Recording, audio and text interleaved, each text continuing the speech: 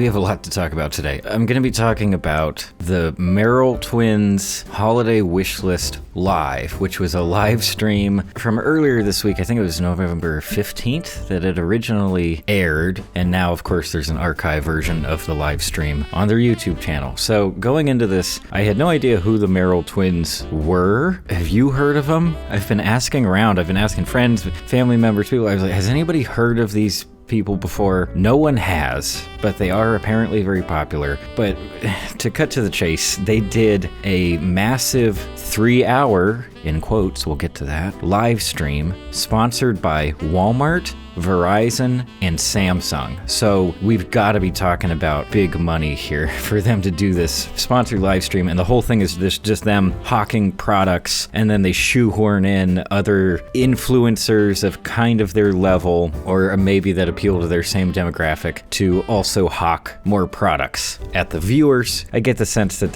most of their audience is pretty young girls, like teenage girls. I don't know for sure, but that's the vibe I get. And I don't know why YouTube, I guess just because of the money behind it, YouTube kept recommending this live stream to me. The day of, 3 or 4 times, it was the top banner ad. You couldn't miss it. I don't know if you guys got that too. And I was like, what is it? Who are these people? They're twins. It's this big sponsored corporate shill live stream thing. Okay, whatever. Very late that day or the next day, I thought, you know what? I'm going to watch it. I'm going to try to watch this, because who knows? You can't judge things by appearances. Good things can come from anywhere. You got to stay open. And I'm so happy that I watched this live, and not just once. I have now watched it, oh my gosh, about 2 or 3 times in full. My very first watch, it was basically a challenge to myself, and that's how I would recommend this to other people too, is see how much you can watch. See how long you can watch this live stream. It is some of the most intense, cringe comedy, anxiety-inducing, supposed entertainment that I've come across in a very long time. I think it's basically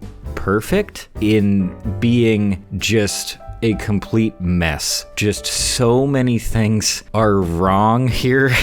And at least for me, they're wrong in an incredibly entertaining way. So here's how we're gonna approach this. It's so tough. I thought about doing a big scripted thing for this, but like, given the nature of how awful and how poorly produced the live stream itself was, I don't feel like my video about the live stream should be organized at all. And yeah, like I said, if you're into cringe comedy, if you're into like weird artifacts of like the current internet age and sponsored content and live streaming, this is for you. And yes, I will be showing some of my own personal highlights from the stream, but I do think that even if you watch my whole video, you will still get a lot of value from watching the stream for yourself. So I highly recommend it. So before we get into some of my favorite moments from the stream, I'm gonna give a little bit of background on who the Merrill Twins are, because I had no idea who they were. And I'm also gonna give some disclaimers because I don't want this video to come off the wrong way. I want to be very honest about my intentions here. Let's do all that stuff first. Who are the Merrill Twins? Identical twins, originally from Kansas City, I believe. Their family, it's tricky to tell in these situations, but they've been involved in show business in some capacity from a pretty early age. I think their earliest acting role was in some commercial when they were about 12 years old. You don't get much from the Wikipedia article on these guys. Obviously, their public image is squeaky clean. In fact, they were apparently somehow involved on the Disney Channel for a brief time. The phrasing is very weird in the Wikipedia article. It makes sense. They come off as like Disney Channel kids. They look very young, but I think they were born in 96. They're like 23, 24. And for one thing, it outright says that their dad has been like producing and handling a lot of the technical stuff for their videos for a long time. He's also just apparently been a big part of them being involved in show business. They moved out to LA when they were like 16, something like that. They've had a couple of roles. They were in Jane the Virgin for a little bit, a couple of other very small parts, but more or less nowadays they're just influencers. Maybe they're also still trying to get acting roles, but they're influencers, and pretty big ones at that. Just looking at their YouTube channel, over 6 million subscribers. So we are very much talking about like extremely high level, professionalized YouTube stuff. You know the type, like the Paul brothers, those Netflix and people like that, where, at least in my experience, they don't tend to make very high quality stuff, but they have a following and they're monetizing that following. Their channels might even get bought out by like major media companies because they see it as an investment opportunity. Basically, they're not the underdogs, and that's something I need to make clear from the very start. There's a possibility, I'm certainly not implying anything here, it's all just speculation. I get the sense that their dad is kind of a stage dad and that he's been pushing for them to be in show business. Maybe that's not true. As we all know, there's a bit of a history to like specifically fathers or parents in general really pushing their children very, very hard from an early age via potentially abusive relationships for the sake of monetary gain, vicarious accomplishment maybe. You know, parents who treat their children like resources who can benefit them in some way. I'm not saying that's what's happening here. The question was raised in my mind, and the dad does show up. Don't you worry, he's in the stream, and his segment is fantastic. The internet says that the Merrill twins are also musicians and singers. Jingle bells, jingle bells. The reason I say that, I get the sense that their fan base is mostly like young girls or young people in general, is that, well, for one thing, they look awfully young. The stuff that they tend to produce just tends to be that kind of, you know, sort of baiting of parasocial relationships. We're like, oh, we're buddies, we're super normal, but we're also kind of celebrities, so like, you can hang out with us, you know, and we're gonna do streams, and we post these videos, and we work with these other influencers, stuff like that. There are like 17 magazine articles that have like fun facts, and there's like speculation about who they're dating. And while I won't say that any of that kind of stuff, that like celebrity culture stuff or speculation about personal lives of real people from their fan base, like, I won't say that all of that stuff is 100% bad. It does kind of gross me out a lot of the time, but okay, if people enjoy it, if kids enjoy doing this kind of stuff, if they enjoy following these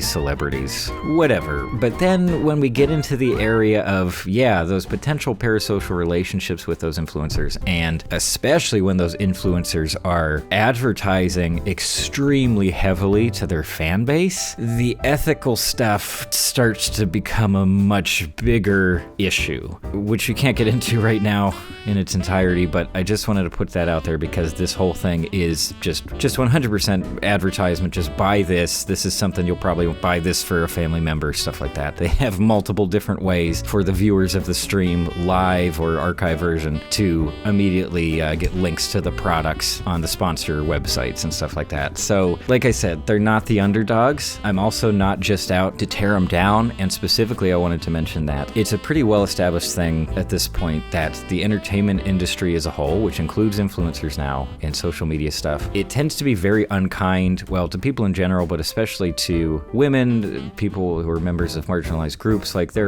these people can get treated really horribly by the entertainment industry, especially when it comes to the internet making fun of entertainment figures, celebrities, and stuff. The internet seems to be especially vicious towards young girls or people who are maybe already on the margins in some way. And sort of the flagship example of that in recent memory is Rebecca Black and Friday, where, like, you know what? It really wasn't this little girl's fault that, like, okay, she wanted to be a singer, her parents had some money, and this other guy, this sleazebag, used her and like knew that this would probably go viral in a bad way, and that she herself, Rebecca Black, had to take like the brunt of the abuse and the horrible stuff being said about her online. And I don't want to do that kind of thing here. And in fact, I'll even say that while I'm not especially, I don't think I can call myself a fan of the Merrill twins, and I don't have any special respect for them, given this live stream, from certain angles, they might be the heroes of the story. It's just a guess, but I prefer to see them that way, where there's some villain off screen who we're not seeing, who's pushing them into all this terrible stuff, and they just feel like they have to do it. I'm not trying to attack anybody. I'm not going after the Merrill twins specifically here. I'm not saying they're bad people. This stream, let's just talk about it.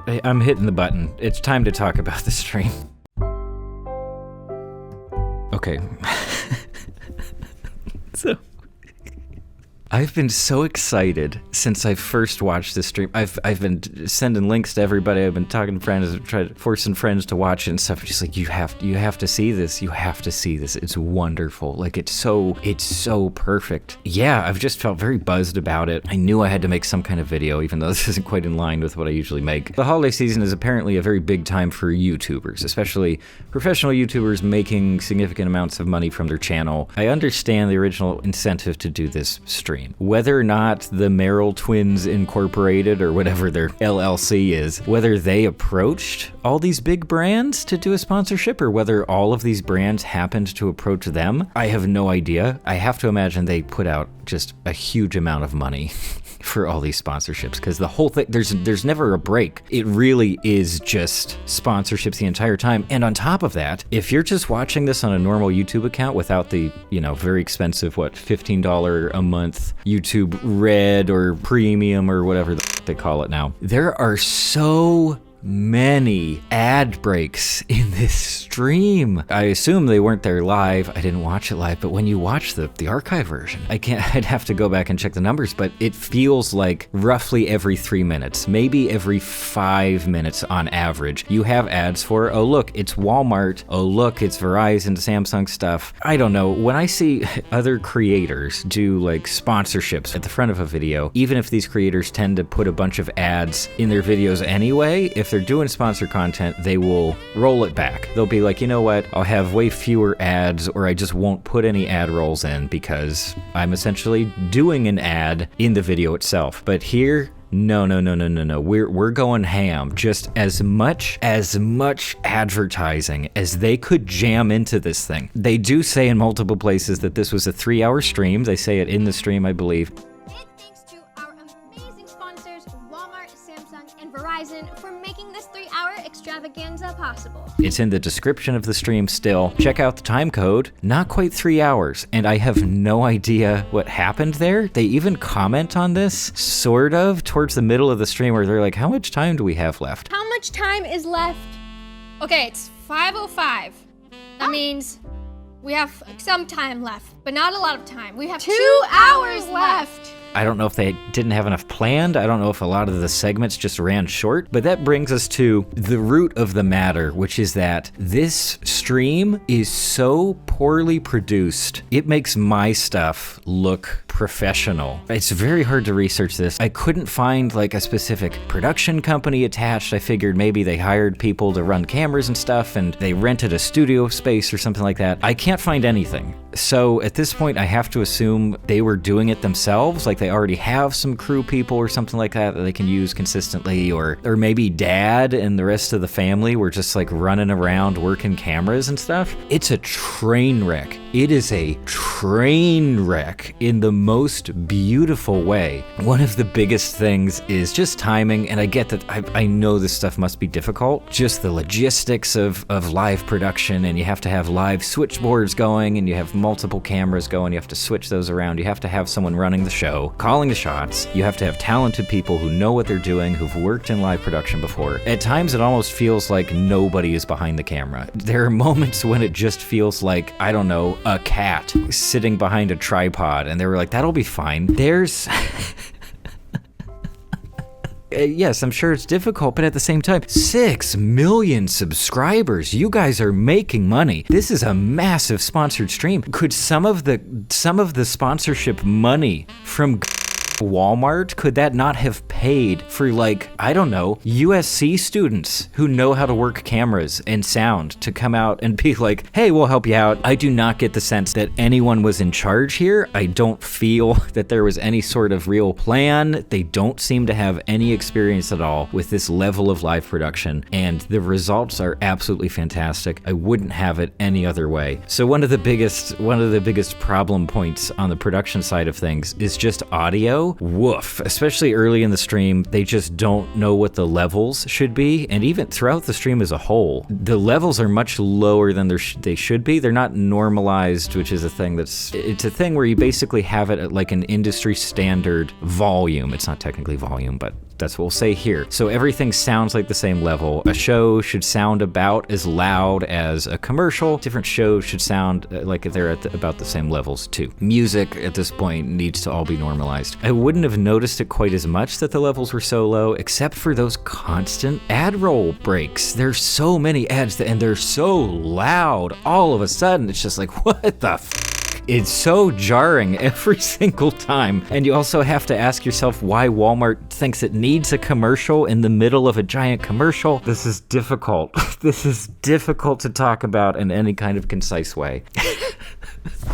But aside from the generally low levels that they have here, okay, so they chose to use lapel mics or lavalier mics, they're called sometimes. They're little clip microphones. Basically, all of them are wireless at this point. So a microphone clips to your shirt or whatever. It has a little wire that goes to a mic pack, and that transmits the audio to a recording system, a multi-track recorder thing, and that's how they record audio, broadcast the audio. And I guess it makes sense. I guess it wouldn't have made sense to have like a boom operator. Certainly a live boom operator would be insane, but you could just set up a boom mic, right? But then you have people moving around, so it wouldn't catch everybody evenly. So, okay, I kind of get the choice to do the lav mics, but it seems like the people on camera, specifically the Merrill twins, are not familiar with these mics, even though they probably should be at this point, since they've been working in entertainment for a very long time. For one thing, they're knocking the mics all the time. Sometimes it's not even their fault. They have a competition. The competition is just to put on the largest number of sweaters in a certain amount of time. And it's like, how did they think that wouldn't mess up the audio? Like, you're literally risking bumping the microphone every single time you put on a sweater or adjust something. No! Okay, what sweater is this? Okay. This is one. There are other times, especially past the halfway point in the stream, where, oh my God, they just peak the audio. So peaking the audio, it's when basically the signal is too loud for the microphone to handle, and therefore the sound gets distorted. And you really want to avoid this unless you're doing it for a specific effect, because it sounds awful and it destroys the audio quality. It's really hard to salvage normal sounding audio from a peaked audio recording. Here, they're peaking the audio quite a lot, and I get it, like they're yelling. Okay, well. What in the... Really good. Present. Right. Is he getting aura? Who was working sound? This is why you have people that work sound. You hire someone who knows what they're doing, because they can live hopefully adjust for that in time, or set things up ahead of time so you know how loud they're going to be at max, so you can adjust the levels accordingly. Maybe have a compressor in the loop to help smooth things out a bit. I guess they just didn't. They just didn't, or no one was actually working the audio the whole time, or the person working there just didn't care or something. In the very beginning, the audio is way too low and they just awkwardly adjust it. Walmart, Samsung, and Verizon for making this 3-hour. In one of the other early segments, the twins just don't have audio for a while. Someone was really slow at the slider, I guess. It just didn't make it in time. Happy holiday shopping.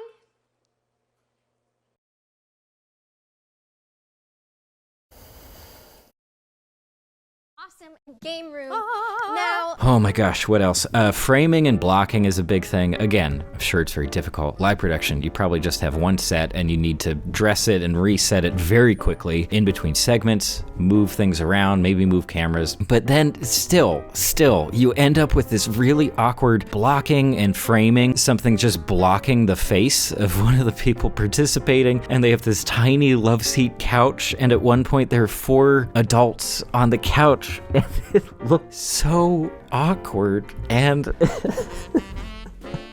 the last overarching thing I wanted to comment on is just the sense of on-camera energy. I'm not part of the Merrill twins fan base. Maybe part of their shtick is that they seem kind of awkward and cute, and they stumble over their words, and they kind of talk over each other sometimes. And maybe that's feels authentic or something, or maybe this is something that just happened with this live stream because they were really frazzled. And I will say, I respect their Merrill twins for doing this. The idea of doing a 3-hour live stream that has a bunch of ad reads and sponsored stuff, and you need to make the sponsors happy, it makes me want to just walk into the woods and live a life alone. I don't think I could handle that. I'm sure it was extremely stressful. They're on camera basically all of the time for roughly 2 hours, and that is gotta be draining, especially if you're like not in the mood that day, you're having a rough day, you're dealing with other stuff. Jesus Christ, can you imagine? Can you imagine the challenge of being bright and bubbly and energetic the whole time? But regardless, most of the time that the Merrill twins are just sort of supposed to be having like banter with each other, or they're supposed to like somewhat organically talk about how great this one product is and how you should buy it for people, it's very uncomfortable. I think it just feels messy. It doesn't feel authentic, except maybe in the sense that they didn't rehearse anything. There's certain moments, oh my God, especially during like the contest segments, where I can't watch the contest for very long because just hearing them trying to constantly talk at each other and say like, I don't know, clever or cute things or whatever, it's very difficult, and it makes me extremely anxious. And I don't think that was the intention, but it just keeps happening. Orange juice! Grape juice! Grape No! juice! Apple juice! Whoa, yours looks like a Santa hat. Wait, you think so? Well, no. What? Okay, we need to taste it. Come maybe. on, let's go. Okay. Whoa, yours looks like a Santa hat. Wait, you think so? Well, no. What? Okay, we need to taste it. Well, maybe. Come on, let's go. Okay. Oh my goodness, one of my favorite moments is towards the end where there are these people, I assume they're music-related influencers, and they're supposed to come up with a holiday-themed song about the Crosley Cruiser turntable, which you can buy at Walmart. They're just on camera coming up with their ideas, but doing this like exaggerated whispery voice, and it stresses me out. It stresses me out so much.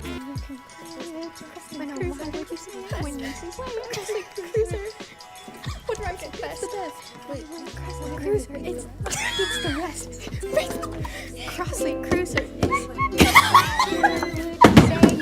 It makes my skin crawl, and I feel like, I don't know, I get like limbic system stuff. I'm getting into like fight or flight mode because it's difficult to stare at the screen and listen to this audio. What else? I guess I should talk about just some of my highlights because I've already talked for way too long about this whole thing. Epic rap battles with a W. They rap presents in a 5-minute time span. One of them raps a cotton candy maker, available at Walmart. And then the other one, oh, they're both dressed in Walmart clothes, by the way. That's important to note. And the other one tries to rap a big giant bicycle, which is also available at Walmart. And apparently 5 minutes was way too much time, at least for the amount of effort they were willing to put in this. Let's take a look at how Blue Twin raps the bike. Here we go. I'll do like a time lapse.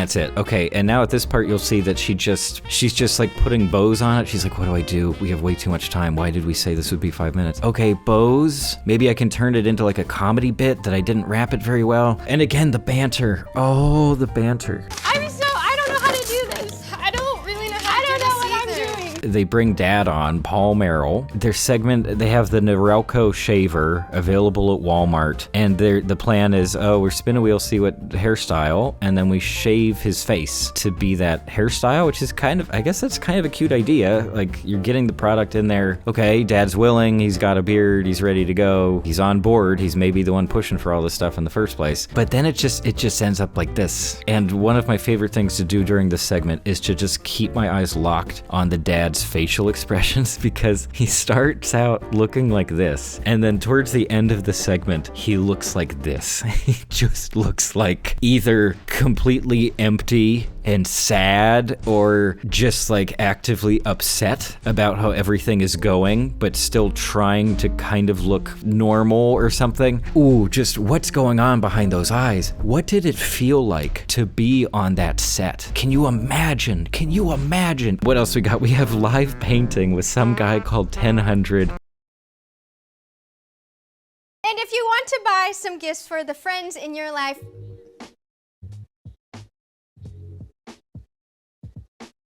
I don't know who this guy is. I don't know if he's any good. I think he's one of the funniest people on screen through the whole stream. Because for one thing, I'll let you decide, but I'll play some audio, some of the stuff that he says. Do you get the impression that he is just extremely stoned? Is it just me? Hey, welcome back, guys. Freaking missed you. Next up, the whole premise is that he's going to be doing live painting, like over on this other set, this other part of the set, the whole time, and then they'll keep cutting back to him and see this incredible painting that he produces. So aside from the painting itself, which here it is, I know that art is subjective, but like if a middle schooler did that, you would be like, wow, oh, look at that. You got like the shading and the snow and everything. But best of all, like I said, the whole premise is he's painting this live. Listen to what he says. And I think it's like the second time they cut back to him. I'm gonna let you guys in on a little secret, though. This background, yesterday during rehearsal, I painted a lot of that. I'm not quite this fast. And on top of that, just blatant admission, which why did he even say that? Why did he feel the need to tell everybody that he just like cheated on the live painting challenge? Okay, we gotta move on. 1000 is one of my favorites though, and I hope he's doing well. God bless him. I hope he got a nice fat check from this. You did your best, kind of. Okay. Whew, this might be my single favorite segment in the whole stream is, what do they call it, like Christmas Whispers or Holiday Whispers with Alex Wasabi. He's apparently some influencer guy. I don't know if he's an ASMR influencer. I don't get that sense, because here's the thing. Based on my limited knowledge, I think that ASMR takes like a certain amount of actual skill. You have to learn what actually works, what your specific audience wants, what kind of sounds, work, what kind of mic works for you. I think there's a genuine level of craft to that, even though it's not necessarily something I really enjoy. I'm not part of this community, but I almost feel like the ASMR community should be insulted by this so-called ASMR segment. One that is very clear. It doesn't need to be spelled out. The headline on this one is that it's without a doubt the most stressful segment in the entire show for me. Like, just trying to pay attention to this and the pacing of it, it really does make my body like seize up. Like, I don't know if you've ever had that experience of, I don't know, maybe when you were a kid, you were kind of like on a sugar high and you just like couldn't control yourself and you're just like, I'm so hyper, I just gotta do stuff. And then after the fact, you're like, what was I doing? Crazy. If you drink like a lot of coffee, you just end up in this terrible headspace of like anxiety. You're spiraling everywhere at the same time. You're trying to think of so many different things. You cannot slow your brain down at all. That's what the whole show, but especially the ASMR segment feels like to me, because they don't stop. They don't stop for a second. Everything is as fast as possible and they keep talking, and it's often 3 different people talking or making sounds at the same time, and the sounds they come up with just sound like immediately annoying and awful. And if someone was doing that in real life, hey, we would be like, hey, could you please stop? Like, this is a place of work. The only problem was they wanted to be triplets. It was like of course, so it's no big deal. And then the last major point that I'll touch on is the choice of music. So often they just won't have any music at all. Apparently they just have like 2 or 3 songs that they can layer as a music bed in the background. One of these songs is an aggressive post-bop, somewhat dissonant jazz interpretation of some holiday tune. And there are times where it's so loud and intrusive that we just reach absolute perfection. I forgot. You're supposed to keep this on. Okay. Oh my gosh. I'm going to make mine just a little different. I didn't see this. We've got some freaking sugar. taco We've song. got some sugar. And then I'm going to dip it. Because it's going to replicate. Wait, what are you doing? Whoa, hey. Why are you Why are doing you that? yelling at me? Am I doing this wrong? I'm going to actually use a smaller hat. So the sugar on the frosting replicates. There are a handful of moments in this stream where everything comes together absolutely perfectly, and you just think, I will never see something like this again. Deck the halls with boughs of holly.